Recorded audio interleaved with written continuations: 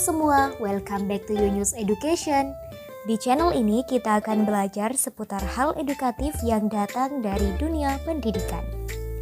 Pada video kali ini, kita akan kembali membahas mengenai update tenaga honorer.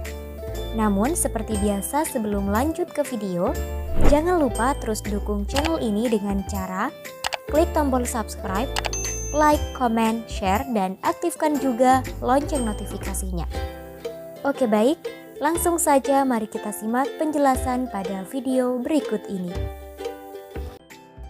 Terkait nasib para tenaga honorer di tanah air kembali menjadi perhatian utama. Honorer Indonesia memang mengalami nasib yang tak adil terkait perjalanan karir mereka. Belum lagi per November 2023, honorer akan dihapuskan dari data kepegawaian negara. Sehingga pasca itu tak ada lagi istilah honorer yang berkembang. Oleh karenanya honorer ketar-ketir karena nasibnya berada di ujung tanduk. Sejalan dengan itu, Menpan RB Abdullah Azwar Anas juga mengungkapkan keprihatinannya, terlebih karena jumlah honorer yang meningkat drastis.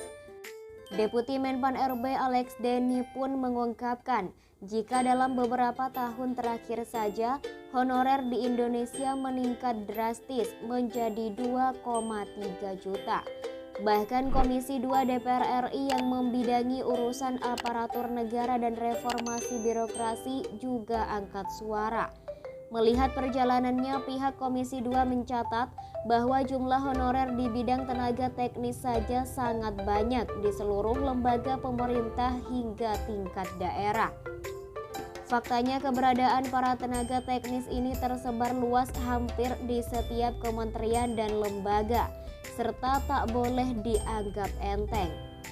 Anggota Komisi 2 DPR RI Mardani Alisera menegaskan pentingnya mengawal komitmen pemerintah terkait pengangkatan pegawai honorer menjadi pegawai pemerintah dengan perjanjian kerja atau P3K dan ASN atau aparatur sipil negara. Jumlah tenaga teknis yang signifikan harus menjadi perhatian serius bagi pihak yang berwenang, serta perlu mencari solusi yang tepat guna memastikan keberlanjutan karir mereka.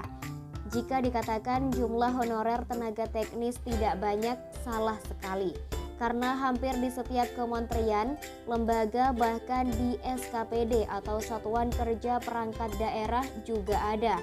Jadi tidak boleh dianggap enteng para tenaga teknis ini, ujar Mardani Alisera seperti yang dikutip Yunus dari laman resmi dpr.go.id pada 19 Juli lalu.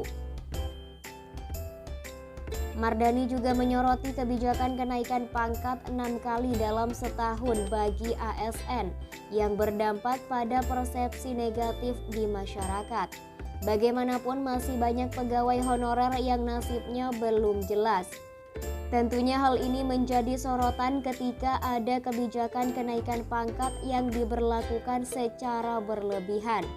Oleh karena itu, Mardani mendesak Kemenpan RB untuk memperkuat pengawasan, sekaligus meningkatkan kualitas sistem evaluasi kinerja pegawai ASN. Jangan sampai tercipta persepsi bahwa mudah sekali orang naik jabatan. Jadi kenaikan jabatan adalah bentuk apresiasi yang harus disertai dengan kualitas dan profesionalitasnya, tuturnya. Mardani menambahkan dalam upaya mengukur secara mendalam dan detail kinerja setiap ASN, instrumen penilaian dianggap penting dan transparansi hasil penilaian harus diterapkan. Hal ini akan memastikan bahwa setiap pegawai mendapatkan apresiasi dan keadilan yang sesuai dengan kinerja serta profesionalitasnya. Demikian pula jika ada kebijakan yang dinilai tidak adil, akan berdampak pada demotivasi dan mengurangi efektivitas kebijakan kenaikan pangkat. Sejalan dengan pembahasan desakan Komisi 2 DPR RI, pemerintah juga tengah mencari solusi untuk nasib tenaga honorer. Oleh karenanya, Kemenpan RB dan sejumlah pihak terkait tengah mengusulkan untuk mengesahkan RUU ASN. bahwasanya dalam pembahasan RUU ASN terdapat skema P3K part-time atau ASN paruh waktu.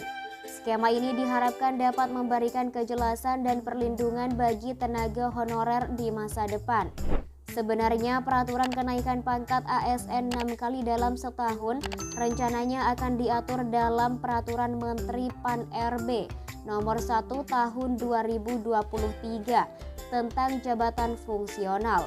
Selain itu, aturan tersebut juga akan dimasukkan dalam revisi Undang-Undang Nomor 5 Tahun 2014 tentang ASN. Bahkan 6 pembahasan terkait RUU dan undang-undang sedang dalam pembahasan sidang paripurna DPR RI pada 13 Juli lalu. Pemerintah dan Komisi 2 DPR RI terus berupaya mencari solusi terbaik untuk mengatasi permasalahan nasib tenaga honorer. Semoga langkah-langkah yang mereka ramu bersama dapat membawa perubahan positif. Selain itu juga bisa memberikan kepastian bagi para tenaga honorer di Indonesia.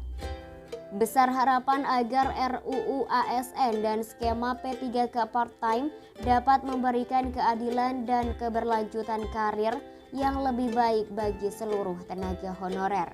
Sekian, sampai jumpa di video berikutnya.